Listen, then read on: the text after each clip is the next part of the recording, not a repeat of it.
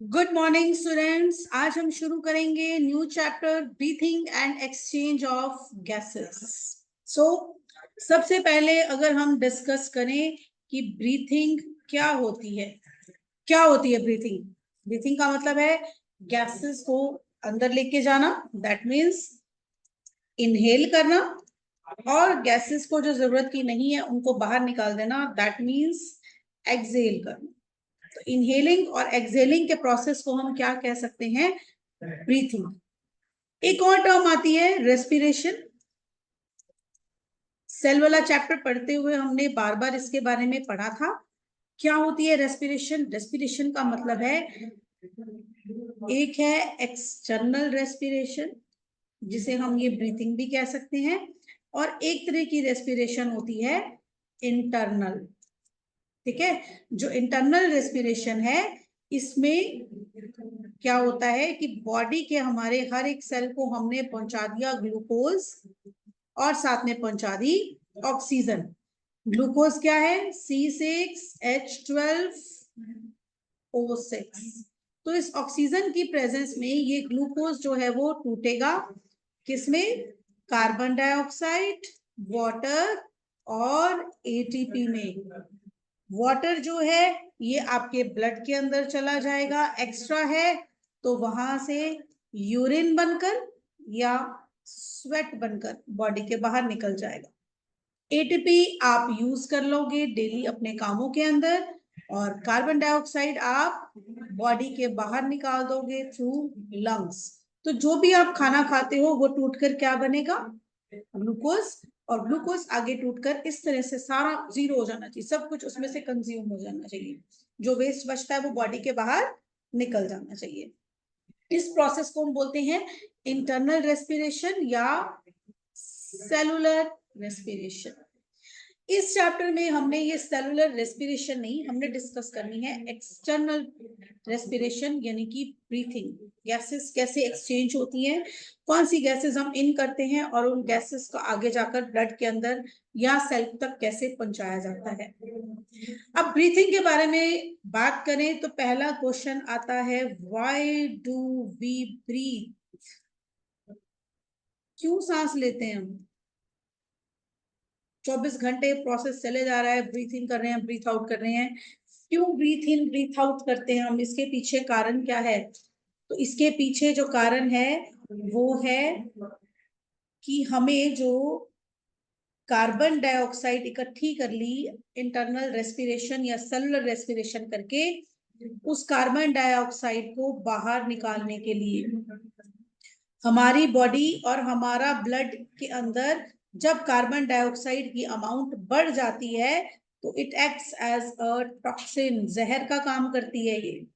तो ब्लड के अंदर कुछ ऐसे केमिकल्स होते हैं, वो केमिकल्स रिसीव कर लेते हैं कि भाई ब्लड के अंदर जो है कार्बन डाइऑक्साइड बढ़ गई। इन केमिकल्स को हम क्या बोलते हैं? कीमो रिसेप्टर्स, जो केमिकल्स की कंसंट्रेशन को रिसीव करके बता देते हैं कि ये केमिकल सही है बॉडी के लिए, या इसको बॉडी के बाहर धकेल के निकाल दो। ठीक है, सो जो ये कीमो रिसेप्टर्स हैं, ये जब पता लगा लेते हैं कि कार्बन डाइऑक्साइड की अमाउंट ब्लड के अंदर बहुत ज्यादा बढ़ गई है, इसको बाहर निकालना है, तो ये कीमो रिसेप्टर्स सीधा जाते हैं ब्रेन के पास, और ब्रेन को कहते हैं कि अब ब्रीथ आउट करवाओ, एक्सहेल करवाओ, इसको बाहर निकालो किसी तरह से, नहीं तो ये बॉडी तो गई इन टॉक्सिन्स की वजह से। That's why we breathe. हम कार्बन डाइऑक्साइड को बाहर निकालने के लिए सांस जो है वो छोड़ते हैं। इसीलिए जो एक्सहेलिंग का प्रोसेस है, it is a passive process. Passive मतलब इसमें एटीपी खर्च हमें नहीं करनी पड़ती, अपने आप ब्रीथ आउट हो जाता है। ठीक है, आप करके देखो, अपने नोज माउथ को बंद करो। कभी सुना किसी ने अपना खुद से दम घोट के अपने आप को मार लिया हो? अपनी नाक बंद कर ली, अपना मुंह बंद कर लिया, अपनी सांस बंद कर ली और ऐसे करके सुसाइड किया हो? कर ही नहीं सकता कोई। अगर कोई ऐसा करेगा, अपना नोज माउथ कुछ बंद करेगा भी, जैस्मिन अपना माइक बंद करिए, तो अगर वैसा करेगा भी ना, बंद करने की कोशिश भी करेगा, तो क्या होगा कि उसके अंदर कार्बन डाइऑक्साइड इकट्ठी हो जाएगी और वो ब्रेन को जाके मैसेज मिलेगा अभी कार्बन डाइऑक्साइड बढ़ गई, इसको बाहर निकालो। और आप चाहो चाहे ना चाहो, अपने आप आपका हाथ आपकी नोज पर से हट जाएगा और आपको ब्रीथ आउट करना ही पड़ेगा। क्लियर है? तो इस वजह से हम लोग ब्रीथिंग करते हैं। अब ब्रीथ इन जो करना है, यानी कि जो हमने इनहेल करना है, इनहेलिंग का जो प्रोसेस है वो क्या है? एक्टिव प्रोसेस है। एक्टिव प्रोसेस से यहाँ पर क्या मतलब है? इसमें खर्च होती है जी एटीपी। एटीपी क्या है? हमारी energy currency, that is adenosine try phosphate. जो हमने ये ग्लूकोज को तोड़ के एटीपी बनाया है, ये हम ब्रीथ इन करने में भी यूज कर सकते हैं। ठीक है, चलिए नेक्स्ट, रेस्पिरेटरी ऑर्गन्स।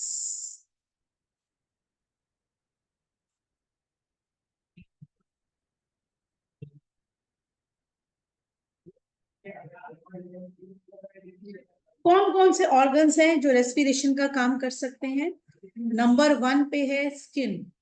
कुछ ऑर्गेनिज्म स्किन को एज रेस्पिरेटरी ऑर्गन यूज करते हैं, जैसे कि फ्रॉग। और स्किन के थ्रू जो रेस्पिरेशन होती है उसे हम बोलते हैं क्यूटेनियस रेस्पिरेशन। इसे हम बोलेंगे क्यूटेनियस रेस्पिरेशन। ठीक है, तो बॉडी की जो जनरल सरफेस है, बॉडी की जनरल सरफेस से जो रेस्पिरेशन होती है दैट इज क्यूटेनियस रेस्पिरेशन। दूसरा रेस्पिरेटरी ऑर्गन है गिल्स। फिशेस के अंदर होते हैं गिल्स। तो जितने भी एक्वाटिक एनिमल्स हैं उनके पास रेस्पिरेटरी ऑर्गन क्या होता है? गिल्स, क्योंकि गिल्स जो हैं वो वाटर में से ऑक्सीजन को निकालकर दे सकते हैं। तीसरा रेस्पिरेटरी ऑर्गन क्या है? लंग्स। लैंड पर, यानी कि टेरेस्ट्रियल जो ऑर्गेनिजम्स हैं, लैंड पर रहने वाले ऑर्गेनिजम्स हैं, तो एयर में से ऑक्सीजन निकालने का काम कौन करके देती हैं? लंग्स। इस चैप्टर में हमने पढ़ना है ह्यूमन रेस्पिरेटरी सिस्टम के बारे में, यानी कि लंग्स के बारे में। तो ह्यूमन रेस्पिरेटरी सिस्टम क्या है? ह्यूमन रेस्पिरेटरी सिस्टम के अंदर, ह्यूमन रेस्पिरेटरी सिस्टम में हमारे पास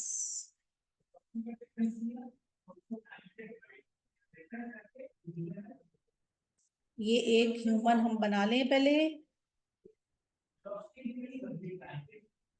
लो जी, तो ये जो ह्यूमन है इसके हम पढ़ेंगे कि क्या क्या इसके पास जो है वो रेस्पिरेटरी ऑर्गन्स प्रेजेंट हैं।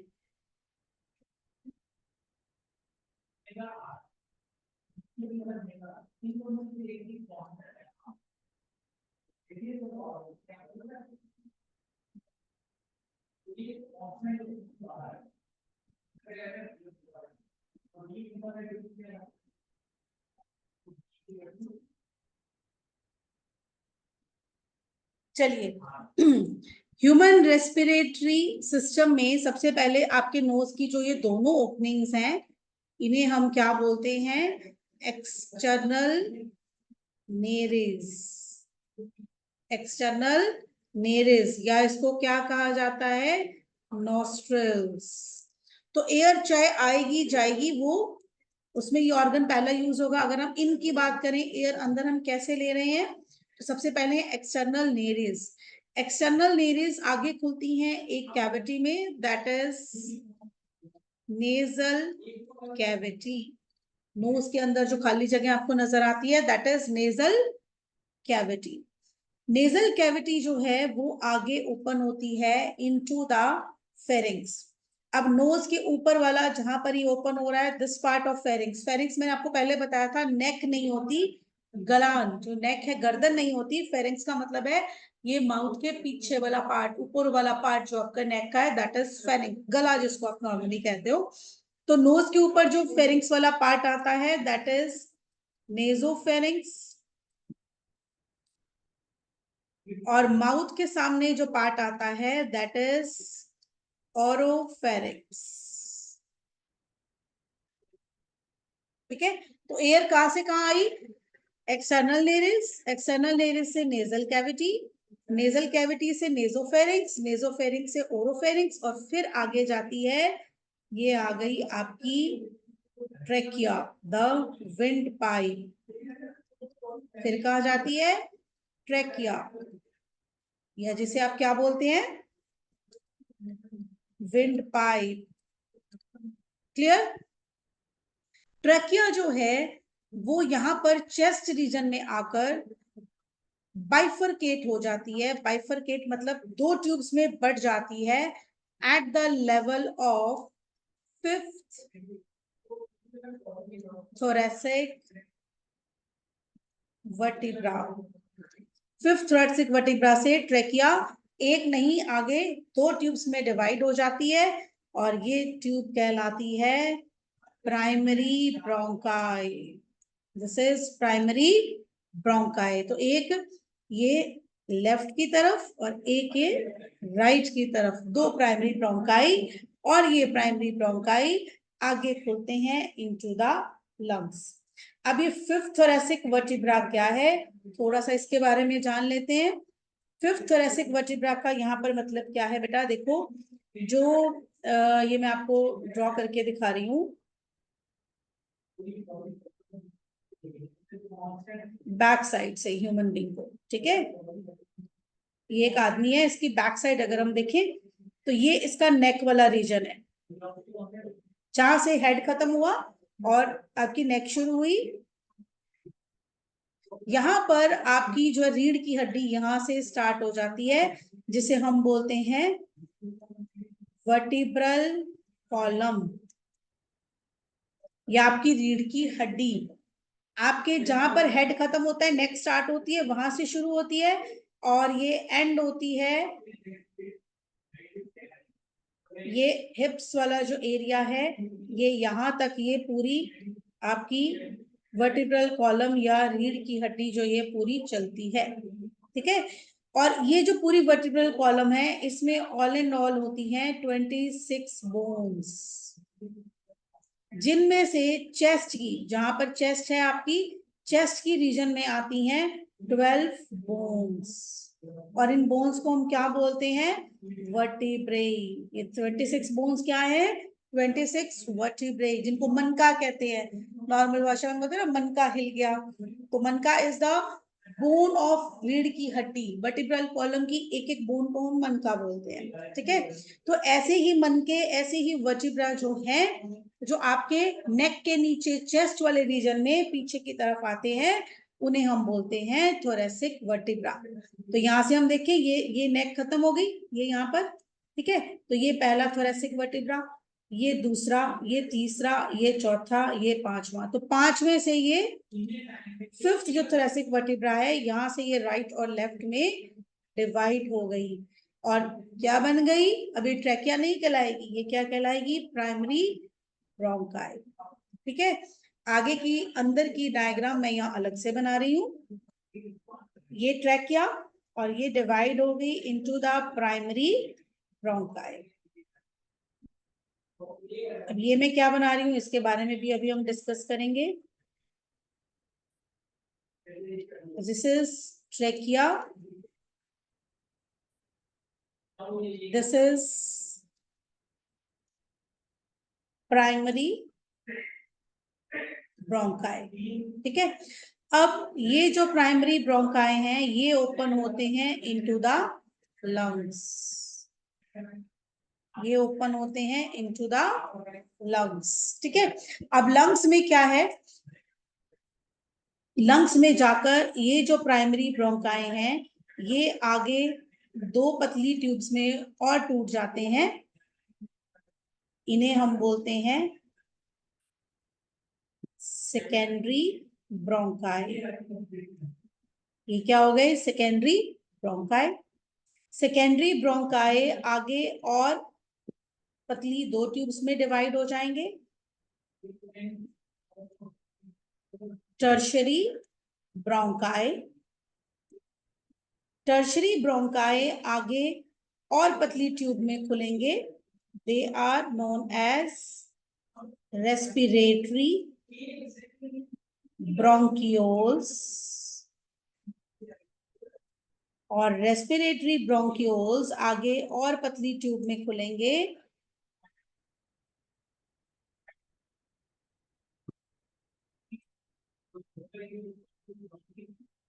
जिन्हें हम बोलेंगे एल्वियोलर डक्ट्स। और ये सारी जो एल्वियोलर डक्ट्स हैं, ये जाकर खुलती हैं एक बैलून लाइक इस तरह के स्ट्रक्चर में, जिसे हम बोलेंगे एल्वियोलाई। ये सारी एल्वियोलर डक्ट्स आगे इस तरह से बैलून लाइक स्ट्रक्चर में खुलेंगी, एल्वियोलाई। ठीक है, तो ये जो सारी एल्वियोलाई हैं, ये सारी हैं मेन, क्या बोलेंगे इसको हम, site of exchange of gases. तो यहाँ एल्वोलाई पर आकर ब्लड से गैसेस एल्वोलाई में, यानी कि लंग्स का ही पार्ट है एल्वोलाई, और एल्वोलाई से ब्लड के अंदर इसी लेवल पर गैसेस का एक्सचेंज होता है।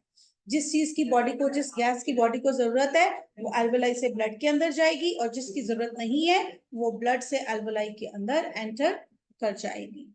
ठीक है, अब जो ये एल्वोलाई है,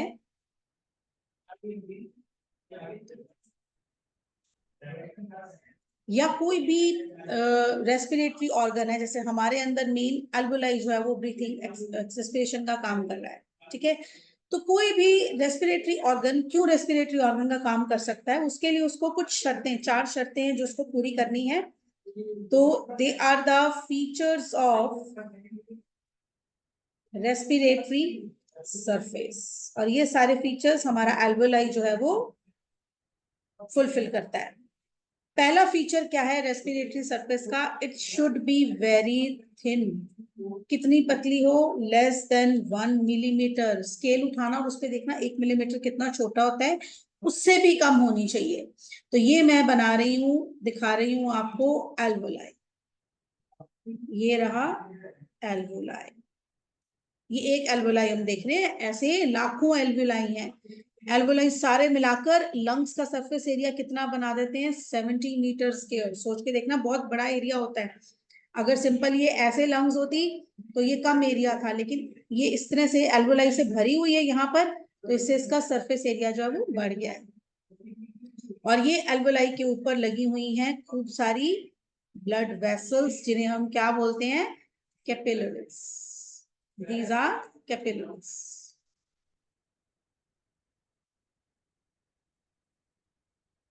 कैपिलरीज बहुत ही पतली ब्लड वेसल्स होती हैं।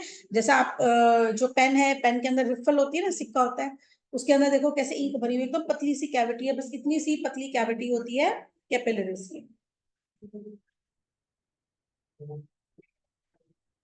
ठीक है, तो रेस्पिरेटरी सरफेस का पहला फीचर क्या होना चाहिए, इसका पहला फीचर है इट शुड बी थिन। तो जो कैपिलरीज हैं, इनकी वॉल, ये एल्वोलाई, और ऐसे करके दिखा रही हूं मैं, इसके ऊपर ये लगी हुई है कैपिलरीज। ये रही कैपिलरी, इसके ऊपर मैं दिखा रही हूं कि ये कैसे कैसे 1 mm की लेयर बनती है। जो एल्वोलाई है, इसकी जो बाहर की लाइनिंग है वो इस तरह के सेल्स से बनी है। ये सेल्स जो हैं वो हैं स्क्वैमस एपिथेलियम के सेल्स। जो स्क्वैमस एपिथेलियम है, ये पहली लेयर होगी। ये दूसरी लेयर होगी, जो ब्लड वेसल इसके ऊपर लगी हुई है, इसकी लेयर, इसे हम बोलते हैं एंडोथीलियम। और इनके बीच में एक लेयर है, that is basement membrane. This is basement membrane. अब ये तीनों लेयर्स मिलाकर इनकी थिकनेस कितनी है, 1 मिलीमीटर से भी कम। क्यों इतनी कम है? ताकि गैसेस जो आसानी से अंदर आ जाए, बाहर निकल जाए। अगर मान लो एक मोटी लेयर हो तो गैसेस उसके आर पार कैसे निकलेंगी? इसीलिए ये लेयर बहुत पतली होनी चाहिए। तीन मिलाकर भी 1 मिलीमीटर की जो है वो थिकनेस को नहीं बना पा रही है। तो किसी भी रेस्पिरेटरी सरफेस का पहला फीचर क्या होना चाहिए? It should be very thin, जो हमारा एल्वोलाई पूरी कर रहा है। दूसरा फीचर क्या होना चाहिए? इसका सरफेस एरिया लार्ज होना चाहिए, है ना। अब देखो, लंग्स मैंने आपको बोला अगर ऐसे होती तो सरफेस एरिया कितना रहता है ये लंग्स का? बस इतना इतना। लेकिन अब ये छोटे छोटे एल्वोलाई में इस तरह से बदल गई। एल्वोलाई होने से क्या है, ये देखो, कोई चीज यहां से यहां तक जानी है इतना डिस्टेंस, और अगर ऐसे ऐसे जाएगी तो सरफेस एरिया बढ़ गया। तो ये छोटे छोटे एल्वोलाई होने से इसका सरफेस एरिया बढ़ गया। तो हमारा एल्वोलाई दूसरी शर्त भी पूरी कर रहा है कि सरफेस एरिया को बढ़ा रहा है।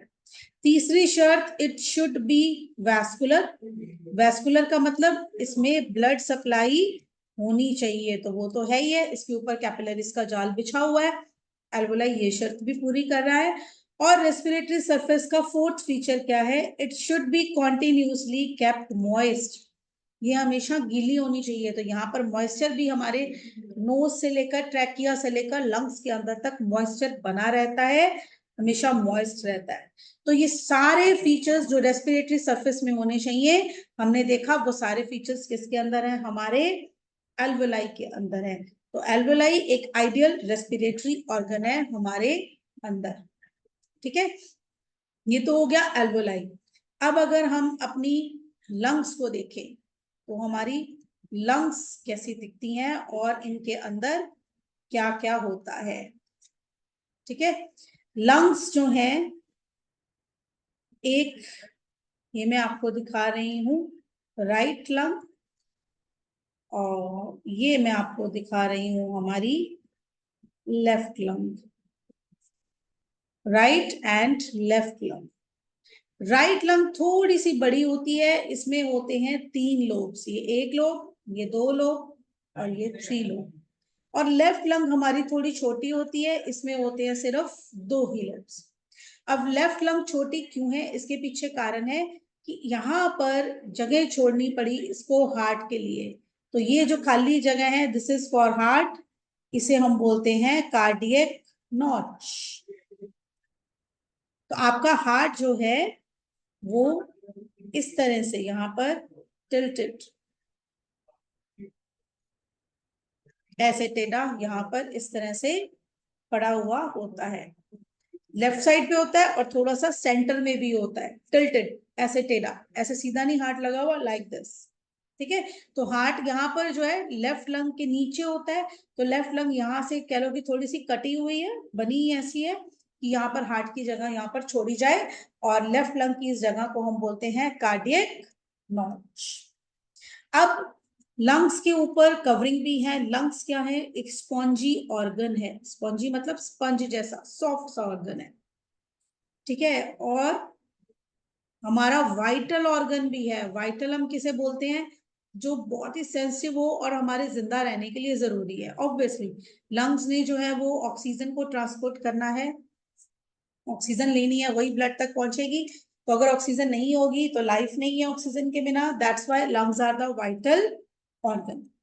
तो इसको प्रोटेक्ट करने के लिए क्या है, बाहर की ओर अगर हम देखें तो आपकी चेस्ट में इस तरह से बोन्स लगी हुई हैं लाइक दिस, इन्हें हम बोलते हैं रिब्स। और ये रिब्स क्या है? एक केज बना रही है। केज यानी कि एक पिंजरा बना रही है। पेयर में प्रेजेंट है, 12 रिब्स होते हैं, 12 पेयर।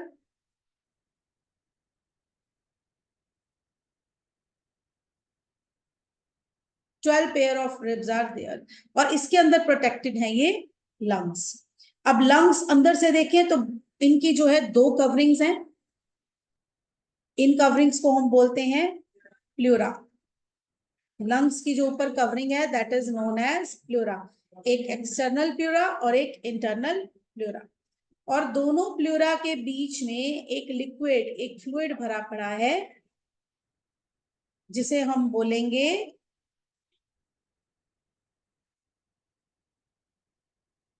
Pleural fluid. एक खाली जगह है that is known as pleural cavity, और इस प्लूरल कैविटी में भरा हुआ है प्लूरल फ्लूइड। ये फ्लूइड क्या करता है, ये शॉक एब्जॉर्बर का काम करता है, यानी कि आपको चेस्ट में अगर कभी भी कोई धक्का मारे, कोई भी चोट लगे, तो सीधा आपकी लंग्स जो है बलून की तरह फट के ऐसे बिल्कुल ही कोलैप्स ना हो जाए, एकदम फुस नहीं हो जाए। अगर ये कंडीशन होगी तो डेथ समझो, खत्म, वो आदमी मर गया। लंग्स हमेशा फुली हुई रहनी चाहिए, तो इसलिए इनको कोई नुकसान ना पहुंचे। बाहर क्या है, प्लूरल फ्लूइड, और वो प्लूरल फ्लूइड शॉक एब्जॉर्बर का काम करता है कि कोई भी झटका लगे तो आपको लंग्स की जो है उसको नुकसान ना झेलना पड़े। ठीक है, this is the structure of lungs. ठीक है, तो ये लंग्स हमारी इस तरह से किसमें प्रोटेक्टेड है, ये रहे रिब्स। रिब्स क्या बनाते हैं, रिब केज, एक पिंजरा बना देते हैं जिसके अंदर हार्ट और हमारी लंग्स जो है वो प्रोटेक्टेड पड़ी है। ठीक है, अब फिर से आ जाते हैं हम ब्रीथिंग की तरफ। अब हमने ब्रीथिंग के ऑर्गन्स तो पढ़ लिए भी, कौन कौन से ऑर्गन्स हैं जो ब्रीथिंग करा रहे हैं। अब फिर से आ जाते हैं कि ब्रीथिंग का प्रोसेस होता कैसे है।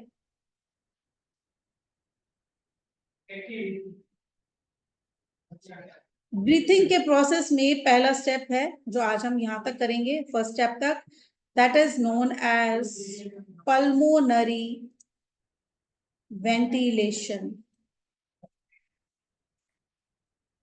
This is known as pulmonary ventilation. Pulmonary word क्यों आया बेटा, लंग्स को हम मेडिकल टर्म्स में बोलते हैं पल्मोनेल। तो पल्मोनेल से रिलेटेड कोई भी चीज क्या कहलाएगी, पल्मोनरी। वेंटिलेशन क्या होता है, वेंटिलेशन का मतलब है एक्सचेंज ऑफ गैसेस। ब्रीथिंग सिर्फ सांस को अंदर लेना और बाहर छोड़ना नहीं है, अंदर जाकर जो गैसेस गई हैं उनका क्या होता है, वो ब्लड में जाती है, ब्लड के थ्रू सेल के अंदर जाती है, जाकर क्या करती है, ये सब जानना इज पल्मोनरी वेंटिलेशन। ठीक है, इसके सारा हमें इसके बारे में पढ़ना है। और सेल जो टॉक्सिक गैसेस या वेस्ट गैसेस बनाकर भेजता है वो ब्लड के अंदर जाती हैं, ब्लड से कैसे लंग्स के अंदर आती हैं, लंग्स कैसे उनको बाहर निकालती है, ये पूरा प्रोसेस हम ब्रीथिंग के अंदर पढ़ेंगे। जिसका पहला स्टेप है कि यूजफुल गैसेस को अंदर लेना और हार्मफुल गैसेस को या जो वेस्ट है हमारी बॉडी के लिए उनको बाहर निकालना। एक बड़ी इंटरेस्टिंग बात है कि आप स्कूल में हमेशा पढ़ते आए हैं कि हम ऑक्सीजन को अंदर लेते हैं और कार्बन डाइऑक्साइड को बाहर निकालते हैं, लेकिन ऐसा नहीं है। जैसे जैसे क्लासेस बढ़ती हैं आपके सारे ये जो मिथ्स हैं ये सब चेंज हो जाएंगे। फॉर एग्जांपल, हम जो गैसेस को इन करते हैं, अपने अंदर लेते हैं, उसमें सिर्फ ऑक्सीजन नहीं होती, उसके अंदर नाइट्रोजन भी है, सल्फर डाइऑक्साइड भी हो सकती है, अगर एटमॉस्फेयर में है, पोल्यूशन है तो ये भी हो सकती हैं। तो जो भी एटमॉस्फेयर में गैसेस हैं वो सारी गैसेस को हम इनहेल करते हैं। ठीक है, लेकिन ये सारी गैसेस कहां तक पहुंचती हैं, एल्वेओलाई तक, या जो रेस्पिरेटरी डक्ट्स है वहां तक पहुंचती है, क्योंकि नाइट्रोजन हमारे ब्लड के अंदर डिसॉल्व नहीं हो सकती, इसीलिए ये नाइट्रोजन ब्लड के अंदर नहीं पहुंचती। ब्लड के अंदर जाती है सिर्फ और सिर्फ ऑक्सीजन गैस। ये नाइट्रोजन एज इट इज बाहर निकल जाती है और कोई हमें इसका नुकसान नहीं होता, कोई कुछ नहीं होता। जो चीज ब्लड के अंदर जाएगी तो उसके केमिकल रिएक्शंस होंगे और वो हमारी बॉडी में यूजफुल या अनयूजफुल या हम कहें हार्मफुल तब होगी जब वो ब्लड के अंदर मिक्स होगी, लेकिन वो ब्लड के अंदर जाती ही नहीं है। वैसे भी हमारी लंग्स और जो हमारा एल्वेओलाई है, ये सारी चीजों को हर टाइम जो है हमें इन्फ्लेट करके रखना है, इसमें हमेशा ही एयर प्रेजेंट रहती है बेटा। कोई भी टाइम ऐसा नहीं होता कि यहाँ पर जो है एयर प्रेजेंट ना हो, हर टाइम यहाँ पर एयर, जिसमें ऑक्सीजन भी है, कार्बन डाइऑक्साइड भी है, नाइट्रोजन भी है, छोटी मोटी और गैसेस भी जो एटमॉस्फेयर में है सब प्रेजेंट है। ये हमेशा ही लंग्स के अंदर रहनी चाहिए, लंग्स हमेशा फूली हुई रहनी चाहिए, फुली नहीं बट कुछ ना कुछ उनमें गैसेस रहनी चाहिए। अगर ये लंग्स एकदम गैसेस से जीरो हो जाएं तो दे विल बी कोलैप्स। क्योंकि ऑक्सीजन सप्लाई बॉडी को बंद हो जाएगी। सबसे पहले किसको बंद होगी? ब्रेन को। ब्रेन को हर समय ग्लूकोज चाहिए, ब्रेन को हर समय ऑक्सीजन चाहिए। जैसे इसकी ग्लूकोज और ऑक्सीजन की सप्लाई खत्म, ब्रेन ने काम करना बंद। और ब्रेन के सेल्स क्या होते हैं बेटा? ब्रेन के सेल्स होते हैं न्यूरॉन्स या नर्व सेल्स। नर्व सेल्स ऐसे सेल्स हैं विच डू नॉट डिवाइड और रीजनरेट। आपकी बॉडी में कई ऐसे सेल्स हैं, टूट फूट जाते हैं, अपने आप को रिपेयर कर लेते हैं, खुद से नए बन जाते हैं, रोज नए बनते रहते हैं। 3.5 करोड़ सेल्स नए बन जाते हैं, लेकिन न्यूरॉन्स नहीं बनते। इसीलिए न्यूरॉन्स को अगर ग्लूकोज की सप्लाई कम होगी या ऑक्सीजन की सप्लाई कम होगी तो ये तो बेटा मर जाएंगे, और ये एक बार गए तो नए तो बनने नहीं। तो इस न्यूरॉन ने आपके बॉडी के अंदर, ब्रेन के इस न्यूरॉन वाले पार्ट ने आपकी बॉडी के अंदर जो काम करना था, अब वो काम रुक जाएगा। हो सकता है वो काम बोलना हो तो आप बोल नहीं पाओगे, हो सकता है वो काम देखना हो तो आप देख नहीं पाओगे, हो सकता है वो काम सुनना हो तो आप सुन नहीं पाओगे। तो जो भी चीज में उसने करना होगा काम, वही काम उसका अफेक्टेड हो जाएगा। ठीक है। तो न्यूरॉन्स को हर टाइम ग्लूकोज और ऑक्सीजन की सप्लाई मिलनी चाहिए। ग्लूकोज के बारे में भी मैंने आपको बताया हुआ है कि लड़कियां जो डाइटिंग करती हैं, पूरा पूरा दिन चपाती नहीं खाती, खाना नहीं खाती, उनमें क्या होता है? ग्लूकोज कम हो जाता है। ग्लूकोज का बढ़ना आपको पता है शुगर की बीमारी होता है, डायबिटीज, वो खतरनाक है। लेकिन ग्लूकोज का कम होना उससे भी ज्यादा खतरनाक है, क्योंकि अगर ग्लूकोज का लेवल ब्लड के अंदर कम हो गया तो ब्रेन को नहीं मिलेगा, और ब्रेन एक भी सेकंड बिना ग्लूकोज और ऑक्सीजन के टॉलरेट नहीं करता। ऐसी कंडीशन में अगर ग्लूकोज कम हो जाए तो पेशेंट कोमा में भी जा सकता है। लड़कियां जो डाइटिंग करती है ना, चपाती नहीं खाती, मतलब डाइटिंग ऐसी करती है कि कुछ ही नहीं खाती, भूखे रहो बिल्कुल ही, दैट इज रॉन्ग। हेल्दी खाना चाहिए हमेशा। तो जो बिल्कुल ही कुछ नहीं खाती है उनके अंदर ग्लूकोज डाउन हो जाता है, बेहोश होती है, उनको हर टाइम ऐसे डिजीनेस, चक्कर सा आएगा, हर टाइम ऐसे लगेगा बस सो ही रहूं, सुस्ती रहेगी। तो दैट मीन्स बॉडी में ग्लूकोज कम हो रहा है। अगर आपको बार बार यहाँ से हेडेक रहता है और थोड़ा बहुत पसीना आता रहता है इधर, ऐसी कंडीशन है, सुस्ती सी आ रही है, कुछ करने का मन नहीं कर रहा, चक्कर से लग रहे हैं, इसका मतलब आपकी ग्लूकोज कम है। थोड़ी सी चीनी खा के देखो, उसी वक्त एकदम से आप एक्टिव हो जाओगे। तो लो ग्लूकोज भी एक खतरनाक काम है, और लो ऑक्सीजन भी ब्रेन के लिए खतरनाक है। इसीलिए हमारी लंग्स में हर टाइम गैसेस जो है वो भरी हुई रहती हैं, और वो जरूरी भी है।